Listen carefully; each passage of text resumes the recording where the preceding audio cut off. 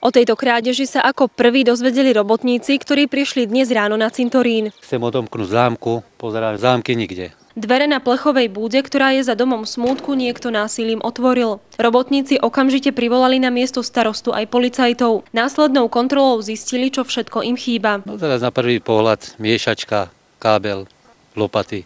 No a teraz sme zistili ešte aj kladivo gumené. Zlodej sa dokonca ulakomil aj na starú metlu.